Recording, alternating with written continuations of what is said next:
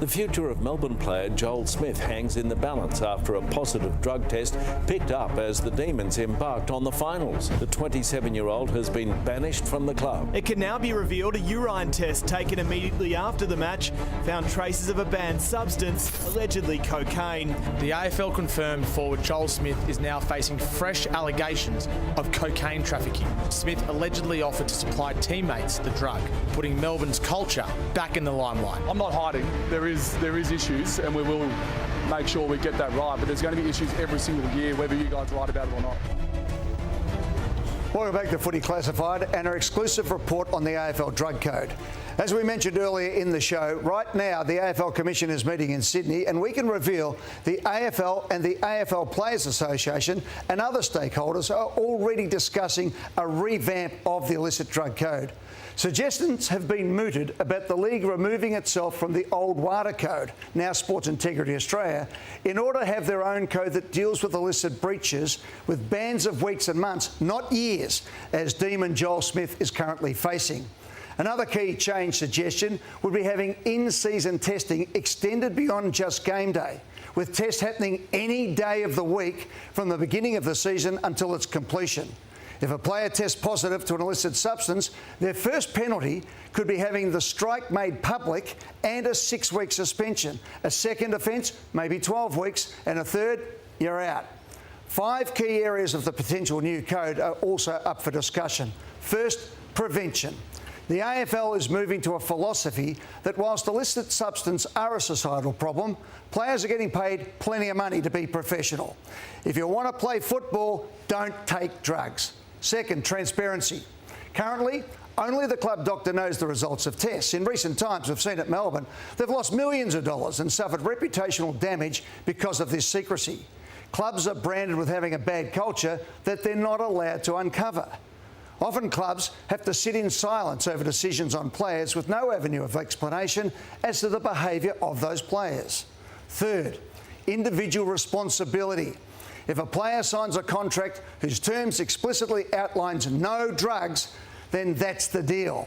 Some flaunt the code in plain view of the public, exposing them to organised crime and all that brings. 4, drug culture. When the drugs come in, the truth goes out. That's the old saying. Players are now leaving themselves wide open to blackmail, match fixing and trafficking charges. It might seem like fun and adventurous. It isn't. There's just too much at stake. 5, risk management. The increased strength of illicit drugs combined with the increased sensitivity of the testing regime is too big a risk for everyone. The AFL is genuinely concerned about players using illicit drugs during the week, then being put through gruelling training sessions. Insiders say it's only a matter of time before a player collapses or worse under the stresses of training on drugs. The willful blindness and codes of silence are past their use-by date. So in closing, Sports Integrity Australia's punitive suspensions could see Joel Smith given a career-ending 4-year ban. Now, this is out of step with the AFL's view and understanding that theirs is a societal problem and that rehabilitation and discipline should be the new world order. This new model would provide a firm hand, but still combined with care and the best medical support and better protection for the players. Better 6 weeks than 4 years. And the overwhelming majority of players who do not take drugs are sick of being besmirched. The players believe this system is broken and no one disagrees. Boys? It's a massive story, Ed, and Lloydie, in some ways it takes us back a whole 20 years to when the AFL first thought of removing itself from then SADA, which is now Sports Integrity Australia. And that was at the time when the West Coast Eagles situation was developing and from a drug-taking perspective, and they felt then, in some ways, that might have been the best model. Here we are 20 years later, effectively, and it is what a lot of people in footy wanted at the time. Yeah, I haven't played for, obviously, a while now, but I was only tested once. Maybe twice maximum a year, so you don't get tested very often. But I love Eddie's view that beforehand, once the season starts to its end, if you've got nothing to hide, be tested at any time.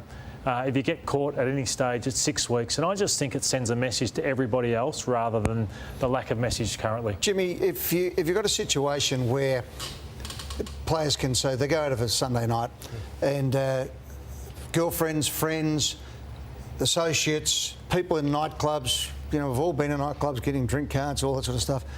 And you can say, I'm going to probably get tested tomorrow. Leave me alone.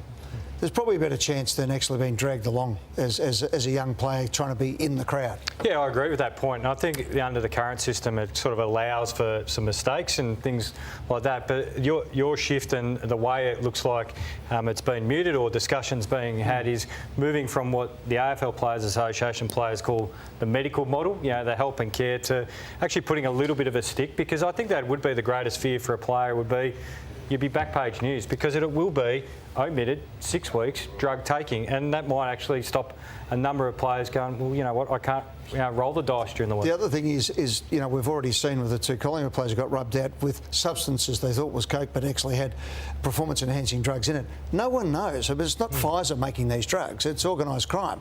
So they are worried now with the propensity to load up on these drugs, that it stays in the system longer than what they've been had.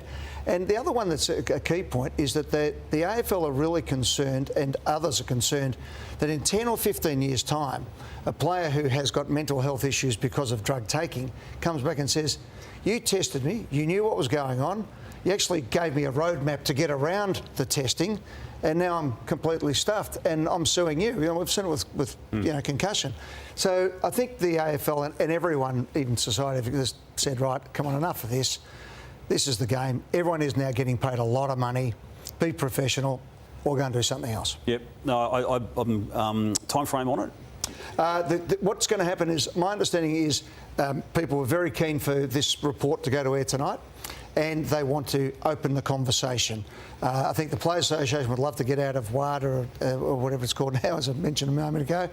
AFL maybe not so much, because they were bullied into it by the federal government back in the day, because they said we'll give you no funding for stadia unless you join up. I think the AFL is a bit bigger than that now, and there's a more sophisticated and elegant way to do this to get a better result. Yep.